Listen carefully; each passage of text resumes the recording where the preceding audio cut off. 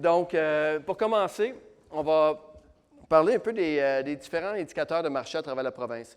Les indicateurs de marché, c'est un peu où est-ce que le marché s'en va. Puis c'est important, c'est pour donner le pouls du marché. Les indicateurs qu'on va parler, on va parler autour du nombre de transactions, qui va donner si le marché est en santé ou pas, est-ce que ça monte, au niveau, est-ce qu'il y a de la vigueur dans le marché, au niveau du coût par logement. Le coût par logement va nous donner s'il y a de l'appréciation dans le marché. Est-ce que le marché monte ou pas? Vous allez voir, il y a des belles petites surprises. Au niveau aussi de la profitabilité, on va parler aussi des principaux régions avec les indicateurs de revenus nets, les TGA. On va également parler, bien sûr, des loyers moyens. Je vais vous faire une petite parenthèse aussi, la collaboration de Ziplex qui sont ici. Pouvez-vous la lever à la main? Yes, yes. Ziplex qui nous ont donné des rapports à jour parce que s'il faut attendre après le CHL, on va attendre une fois par année seulement, puis ils sortent en décembre. Fait qu'on est rendu trop loin. On a demandé à Ziplex de collaborer dans le rapport, puis encore une fois, ils nous ont sorti des belles données sur le marché. Fait que vous allez avoir accès à ça dans le rapport. Donc, messieurs, on va peut-être commencer rapidement. Juste la chance, on a présentement avec nous Sylvain Lacasse, qui est de la région de Québec, Nick Raymond, région de Québec, qui couvre aussi le secteur de Sherbrooke et le centre du Québec, Samuel Lapointe, qui va couvrir un nouveau marché qu'on va développer avec Samuel, qui est la région de l'Outaouais, Gatineau. Est-ce qu'il y a des gens de Gatineau aussi? Outaouais? Bon, ben, tu vas avoir la chance de connaître Samuel en vigueur. Est-ce qu'il y a des gens de Québec? Oui. Quelques-uns. Sherbrooke? Mon Dieu, c'est bien, vous êtes arrivé tôt. C'est en avant, c'est bon. Et bien sûr, Gabriel Mainville, qui est notre éditeur du marché. Je vais juste tout de suite en même temps. Tout le travail qui a été fait ici a été fait par Gabriel. Bien sûr, en collaboration avec l'équipe, mais c'est lui qui a mené ce document-là de A à Z. Fait que, belle main d'applaudissements pour Gabriel.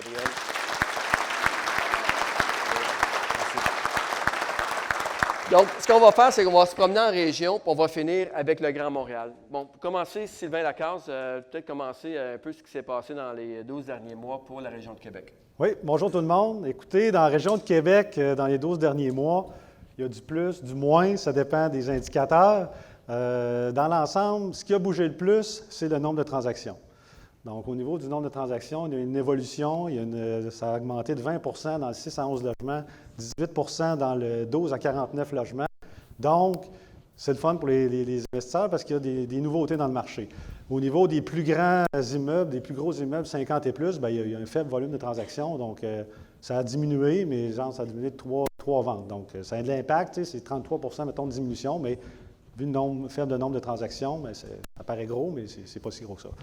Donc, ça, c'est le positif. Dans le fond, il y a plus de transactions. Par contre, au niveau des indicateurs, ils ont diminué. Donc, vous allez le voir. Je ne pense pas qu'ils vont être capables de lire l'écran en ce moment, mais ça vous donne une petite idée là, où on s'en va avec ça. Fait que tu peux continuer. Ouais. Yes. Fait que c'est ça. Au niveau des indicateurs, bien, ça l'a baissé.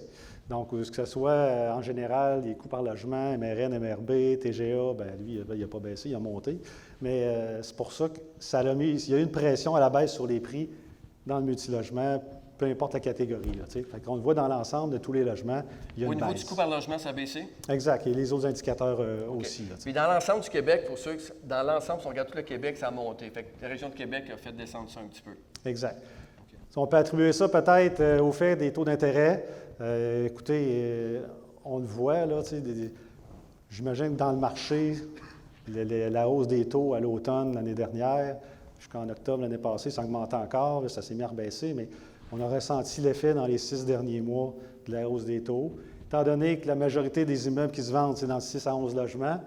Donc mais on remarque aussi qu'à Québec, il y a beaucoup plus de transactions. Oui. Donc, s'il y a plus d'offres sur le marché, l'offre et la demande fait que les prix n'ont pas nécessairement continué à monter comme ils ont monté les 3 dernières années. Tout à fait, c'est ça. Ça a probablement mis une pression à la baisse sur certains prix. Ce n'est pas des diminutions, on ne parle pas de 10 quand même, c'est quelques pourcents, mais ça montre que ça a eu un impact. Aussi, le taux de vacances à Québec a été plus élevé dans les dernières années, contrairement à Montréal. Donc, certains secteurs ont été obligés de diminuer des loyers. Donc, ça a eu un impact, j'imagine, sur la valeur des immeubles. Il ne faut pas se le cacher, c'est directement relié. Donc, c'est selon moi, qui explique la baisse. Donc, le coût par logement moyen à Québec, présentement, est de combien? Oui, c'était 84 000. 84 000. La porte, c'est ça. Okay. Une exception dans le plus gros. Le coût moyen au Québec est de 94 000. Donc, on est un petit peu 10 000 en dessous là, par rapport au reste de la province. Exact. Merci, Sylvain. On va continuer avec Nick Raymond. Nick qui va nous parler du marché de Sherbrooke. Oui. Dans le fond, Sherbrooke, tu m'avais dit Centre du Québec tantôt. Centre C'est pas du grave. Québec. On va commencer avec le Centre du Québec. Pas de problème. Dans le fond, Centre du Québec, on a eu une très beau dernier 12 mois. Augmentation du nombre de ventes de 56 ce qui est quand même énorme. Là. 56 oui. Quand on parle du Centre du Québec, on parle de la région de Drummondville-Victoriaville. Oui, 56 d'augmentation.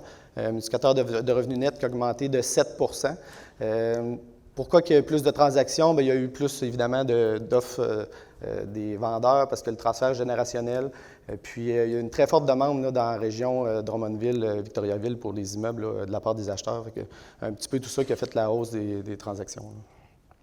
Puis, suite à cela, bien, dans le fond, le taux d'inoccupation, il se maintient très bas, il est à 2,3 il y a eu une hausse de l'emploi dans la région. Donc, ça a occasionné, les propriétaires en ont profité pour augmenter leur loyer, une hausse d'environ 5,5 Donc, ça permet d'avoir des valeurs à la hausse là, à ce niveau-là. OK. Mais merci, Nick. Puis, mais quand même, il y a, au niveau du coût par logement, c'est-à-dire l'augmentation de 56 Oui. Le coût par logement, lui? Le coût par logement, il a baissé de 9 mais c'est quand même un peu spécial. Là. On en a parlé cette semaine. Dans le fond, c'est juste parce qu'il y a eu beaucoup de transactions de petits immeubles. C'est juste pour ça que le coût par logement, il a baissé un peu, mais... Puis, étant donné que c'est un secteur qui n'a pas énormément de transactions, il s'agit juste que l'année précédente, il y a eu plusieurs immeubles récents qui se sont vendus versus cette année où c'est des immeubles plus âgés. Et là, le coût par logement va avoir un impact important. Là, ça peut baisser. Bon, merci, Nick. Maintenant, on va passer à Samuel qui va nous parler de la région Gatineau-Outaouais. C'est une nouvelle région qui est à l'étude et qu'on va travailler ça avec Sam. Bonjour tout le monde. Donc, effectivement, nouvelle région à l'étude, Gatineau. Gatineau, c'est une région où il n'y a pas beaucoup de transactions présentement. Par contre, on a remarqué qu'il y a eu l'année passée 200 d'augmentation de transactions dans les 6 à 11 logements. C'est ça, c'est une région où le coût par logement il est bas. Et puis, à 88 000 environ, 87 000, pardon, environ. Et puis, mais c'est une région qui est quand même assez intéressante parce qu'on a un coût par logement qui est bas, mais on a quand même un TGA à 5,5. Donc, on a au net une région qui est relativement intéressante au niveau des rendements. Et puis, dans le fond aussi, ce qui est intéressant avec Gatineau, c'est qu'en 2018, on a eu un taux de chômage qui est historiquement bas, à 4,7 si je ne me trompe pas. Ce qui a fait, en fait, qu'on a eu un taux d'inoccupation de 1,2 oui, c'est ça, 1,2 de taux d'inoccupation.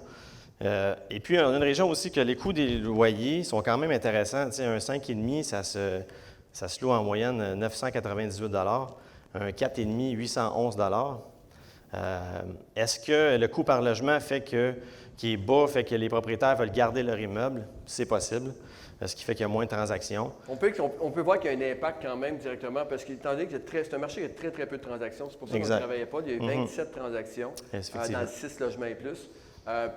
Mais il y a énormément de construction présentement dans la région. Ouais.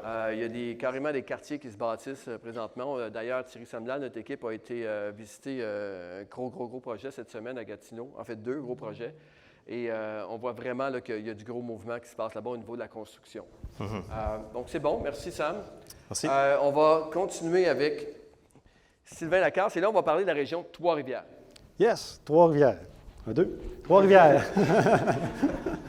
Trois-Rivières, beaucoup de positifs à Trois-Rivières, c'est le fun.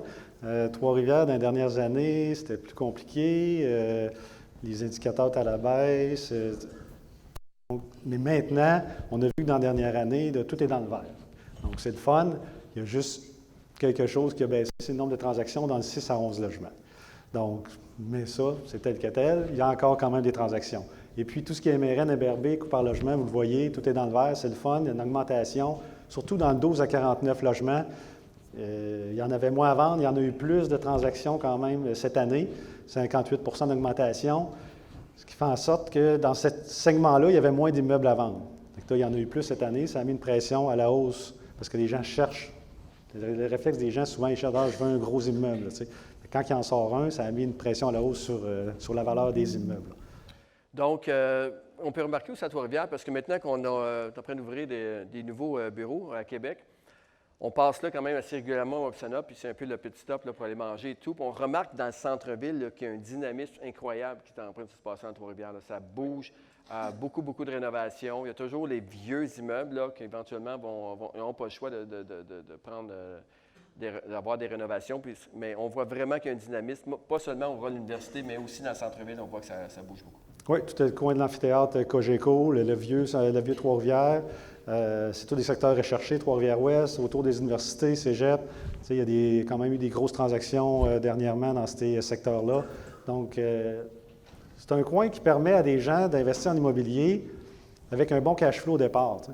Donc, ce qui fait qu'il y a un bon potentiel. Le taux de vacances diminue aussi. Dans les dernières années, c'était plus difficile, mais ça se résorbe. Donc, ça permet d'augmenter les coûts de loyer. Ça augmente la valeur des immeubles. Donc, tout le monde est gagnant rendu là. On parle même Nick Slobodinuk de notre équipe. Nick qui a fait une des plus grosses transactions de l'année à Trois-Rivières. Et puis, c'est quand même, ça s'est bien passé. Là. Même les banques, tout le monde voit le marché d'une belle façon là-bas. Oui, c'est ça. OK, on va continuer avec Sherbrooke. Nick. Sherbrooke, les indicateurs sont un petit peu à la baisse dans la dernière année. On a eu une baisse de transactions de 19 puis, indicateurs de revenus nets et coûts par logement, ils ont baissé de 7 les deux. Par contre, il n'y a pas d'inquiétude à y avoir. Dans le fond, c'est juste qu'en 2017-2018, il y a eu une surchauffe dans le marché. Il y a eu vraiment beaucoup de transactions, puis des transactions à des coûts par logement plus élevés. Mais là, on est revenu historiquement à des normales là, à 62-65 000 par porte là, pour les transactions. Mais Sherbrooke, c'est vraiment un beau marché. L'indice de développement économique est stable depuis des années.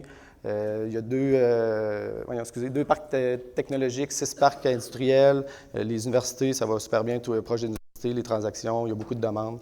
J'ai de la demande de beaucoup des investisseurs locaux, c'est sûr, mais j'ai beaucoup de demandes des investisseurs de Montréal qui m'appellent pour avoir des leads à Sherbrooke. Non, la région, elle va super bien. Le coût par logement, le coût des loyers, il se met une petite hausse de 2 ce qui est la normale, puis le taux d'inoccupation, il est à environ 3 là, Donc, mais ce qui est marquant, là, c'est vraiment le nombre de transactions qui diminue. Oui. Et aussi le coût par logement là, qui a baissé d'une façon assez drastique. C'est rare qu'on voit ça une baisse tant que ça. As-tu une petite idée comment on peut expliquer ça? C'est parce qu'au niveau de la qualité des immeubles, encore une fois? Ou, dans le fond, je l'ai un peu dit, c'est parce qu'il y a eu une surchauffe dans les dernières années. On est juste revenu à la normale là, du marché de la Sherbrooke, à 62-65 000. Ouais. OK. Donc, merci, Nick. Maintenant, on va aller dans le Grand Montréal. On parlait avec Gabriel, comme disait Gabriel, qui est l'éditeur du rapport, lui qui a fait le gros travail. Fait que c'est un gars de chiffres, ça fait plaisir d'avoir ça dans l'équipe. Gabriel, si on regarde en gros dans le Grand Montréal, là, OK? Premièrement, peut-être nous donner c'est quoi les secteurs du Grand Montréal qu'on va parler ici?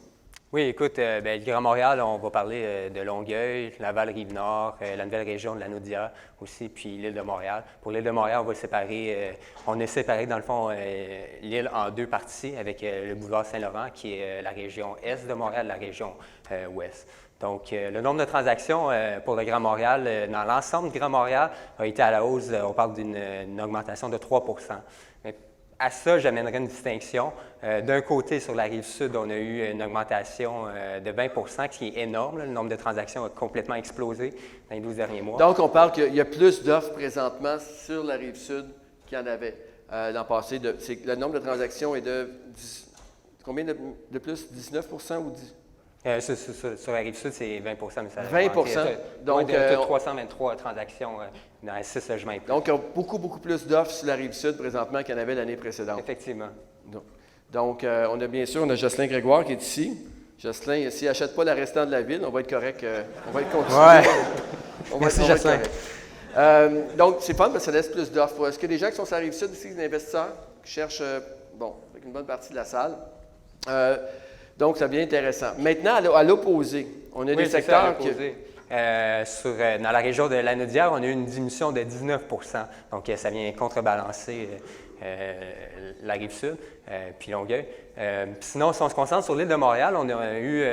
Juste pour revenir sur la Naudière, il y a eu une baisse de 19 puis c'est peut-être un petit facteur qui est important aussi. présentement, la construction locative. Qui est dans la construction ici, qui aime construire des immeubles à revenus ou qui aimerait partir dans la construction locative récente? Il y a une explosion d'immeubles qui se passe présentement à la Naudière, que ce soit Terrebonne, Mascouche, l'Assomption. C'est incroyable tout ce qui se bâtit en tant que locatif. Donc, ça pourrait être un fait, parce que le fait qu'il y ait très, très peu d'offres sur le marché, ça va pousser les gens à construire des immeubles. On sait que la demande est tellement forte. On va voir tantôt, on va en parler avec notre expert Thierry Samlal là-dessus. Donc, ensuite, effectivement, la demande est très forte. Là. Je veux dire, il y a un boom démographique qui se passe à la Naudière aussi. Ouais. Maintenant aussi, au niveau du... on a parlé de la Rive-Nord. Qu'est-ce qui se passe à la Rive-Nord? Sur la Rive-Nord aussi, bien, ça, c'était une augmentation plus mitigée. Là, on parle de 5 aussi. Du nombre de transactions. Oui, du nombre de transactions. Et lorsqu'on regarde l'île de Montréal? L'île de Montréal, si on commence par la région ouest de Montréal, on a vu une diminution de 10 du nombre de transactions. Sinon, du côté est, on a eu une augmentation de 1 du nombre de transactions, mais le 1 est très significatif parce que la région est de Montréal, c'est la région où il se passe le plus de transactions au Québec. Au Québec. Donc, ça représente combien de pourcentage de toutes les transactions au Québec? L'est de... Quand on parle de l'Est et l'Ouest, il l'a mentionné tantôt, on parle, mettons, divisé par la rue Saint-Laurent. OK? On ne parle pas de Montréal-Est, là, mais l'Est de la région de Montréal. Donc, on parle de combien de pourcentage? De 1 d'augmentation. Et combien que ça représente combien au niveau du nombre de transactions par rapport au Québec? C'est 399 transactions dans le multilogement, juste pour l'Est de Montréal. Par rapport à la province, combien il y en a au total? Donc, qui est 1900 transactions. OK. Fait qu'on parle quand même là, de 15-20 des transactions au Québec qui se font dans l'Est de Montréal. Puis c'est important de savoir ça parce que c'est important de connaître votre parc immobilier. Quelqu'un qui cherche des immeubles entre 6 et 11 logements et qui cherche à l'ouest de Montréal, parce qu'on sait que la majorité du parc immobilier de l'Est de Montréal, OK, c'est du 6 à 8 logements et 11 logements. Oui, il y a des tours, oui, il y a des 20, des 40, des 50 logements, mais la majorité du parc, c'est entre 6 et 11. Quand on parle des quartiers comme Rosemont, Villeray, on va parler du Plateau, on va parler de Saint-Michel, de Schlager, Maisonneuve, c'est tout du 6, du 8. Il y a énormément d'immeubles comme ça. Lorsqu'on va dans l'ouest de la rue Saint-Laurent, on tombe dans le ghetto McGill, dans Ville-Marie-Ouest, on va dans Côte-des-Neiges, on va dans Dorval, on va dans La Chine, on va dans la ville Saint-Laurent. Et là, on tombe dans des immeubles de 12 unités et plus, la majorité du parc immobilier. Fait que c'est important de connaître les nuances entre les deux. Fait que quelqu'un qui veut faire une conversion de chauffage entre de locataire à propriétaire, propriétaire à locataire, bien, quelqu'un qui cherche un immeuble dans l'est de la rue Saint-Laurent, on sait que la majorité des 6 et 8 logements sont chauffés locataires. Donc, il faut que cette personne-là se déplace dans un marché où il y a plus d'immeubles chauffés propriétaires, c'est-à-dire des structures de 12 logements et plus. C'est important. Fait que si on remarque au niveau du nombre de transactions, ça a augmenté. Maintenant, au niveau de l'appréciation, du coût par logement dans le Grand Montréal. Si on commence avec les villes, la première couronne, donc en commençant par Longueuil et la Rive-Sud, on a constaté une augmentation de 5 pour un coût par logement qui se situe à 100 000 du logement. À Longueuil, c'est 100 000 la porte en moyenne présentement. Parfait. Du côté de la Val-Rive-Nord, on parle d'une augmentation un peu plus marquée de 7 pour un coût par logement de 107 000 dehors de la porte. 107 000 la porte. Ouais. Si on regarde maintenant au niveau de l'île de Montréal? L'île de Montréal, bien, en commençant par la région est de Montréal, on parle de la variation en termes de pourcentage, la plus élevée de la province, qui est de 10 pour un coût par logement de 110 000 la porte. Donc, ça a augmenté de 10 ça veut dire que tu avais un immeuble qui valait 1 million l'an passé, il vaut maintenant 1,1 million juste avec l'appréciation du marché au niveau du coût par logement. Effectivement. Même si les TGA sont à parité, on a une augmentation de 10 c'est quand même énorme, là, dans d'un an. Puis dans l'ouest de Montréal? Pour l'ouest de Montréal, c'est une variation de 8 pour un coût par logement qui est le plus élevé pour la province, qui est de 128 000 la porte. Donc, le coût par logement moyen dans l'ouest, à l'ouest de la rue Saint-Laurent est de 128 000 OK? C'est énorme, là. Je me rappelle, là, maximum, je pense 2 ans, quand ça avait passé le cap de 100 000 en moyenne, on avait tout, wow, c'est rendu là. On est rendu à 128 000 2 ans après. Et là, quand on parle de 128 000, on parle de l'immeuble moyen. L'immeuble qui est tout croche va se vendre à 100 000, puis l'immeuble qui est en bon état va se vendre à 130, 140, 150 000 la porte. OK? Et le coût par logement est excessivement important parce que c'est ça qui va vous donner l'appréciation d'un immeuble. Même si le TGA reste à 5 d'année en année, mais si le coût par logement monte. Mais ce qui m'emmène à la prochaine étape, parce qu'on a parlé du coût par logement, mais on va parler aussi des loyers tout de suite, avant de parler de la rentabilité. Les coûts par logement ont augmenté de 10 et de 8 si je comprends bien, dans l'île de Montréal. Et le coût par logement était directement relié à ce qui se passe au niveau des revenus. Et là, parle-nous donc des revenus, des moyennes des loyers qui s'est passé dans Montréal. Oui, c'est ça. Bien, historiquement parlant, sur l'île de Montréal, on pouvait s'attendre à des TGA de 5, 4,9-5 Dans les 12 derniers mois, on parlait plus des TGA moyens de 4,7 OK, donc, là, on parle de rentabilité. Ça veut dire que les TGA on va parler de rentabilité. Excusez-moi, je me suis emporté tout de suite sur les revenus, mais on va continuer avec la rentabilité pour ne pas te mélanger. Donc, là, présentement, les TGA dans le Grand Montréal sont combien? Dans le Grand Montréal, c'est 4,7. Après ça, il faut regarder région par région. Là, si on commence avec l'ouest de l'île, on parle d'un TGA de 4,5. Montréal-Est, l'est de Montréal plutôt, avec Laval-Rive-Nord, c'est plus des TGA de 4,7. Puis sinon, le plus rentable dans le Grand Montréal se trouve à Lanaudière puis Longueuil qui est de 4,8. 4,8 Donc, ça, c'est important, là. Dans les 5 dernières années, les TGA ont toujours été à 4,9, 5, 5,1. Ça n'a même pas bougé. Le coût par logement montait, mais la rentabilité des immeubles, qu'on m'a parlé de TGA, était toujours le même. Et là, cette année, on est rendu à 4,8, entre 4,5 et 4,8. Donc, ça a vraiment baissé. Le TGA, c'est bon, on parle de la rentabilité d'un immeuble, puis bien sûr, en tant que propriétaire, ça ne nous affecte pas parce qu'on les a payés à des TGA différents il y a quelques années.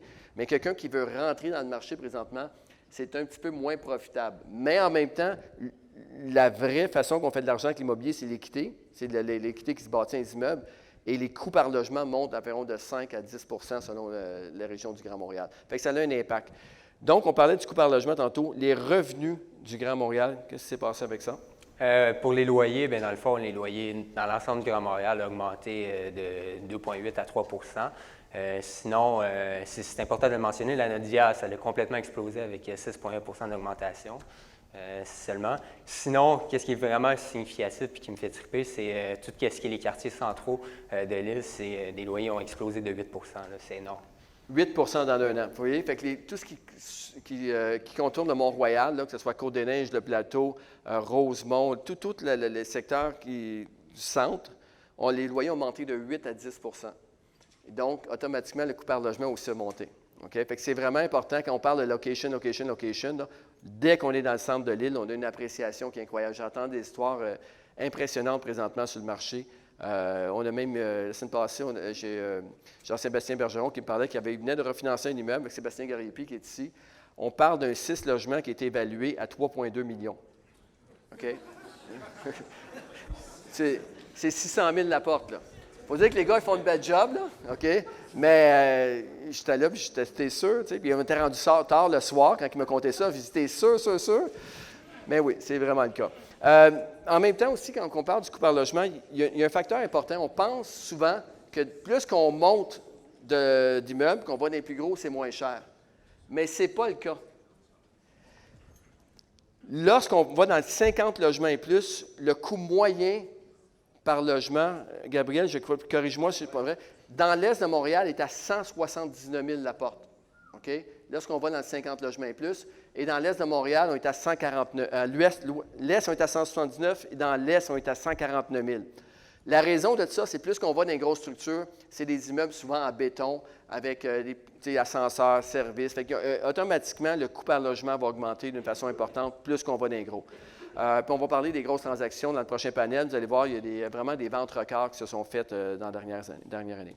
Donc, messieurs, merci beaucoup pour vos données, votre travail. C'est vraiment eux. Ce qui est fun là, chez PMML, c'est vraiment les courtiers, à l'aide, bien sûr, des applications qu'on a, qui vont aller chercher les statistiques, qui vont vraiment connaître leur marché.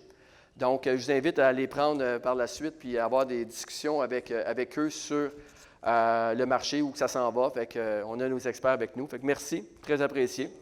Et on va continuer.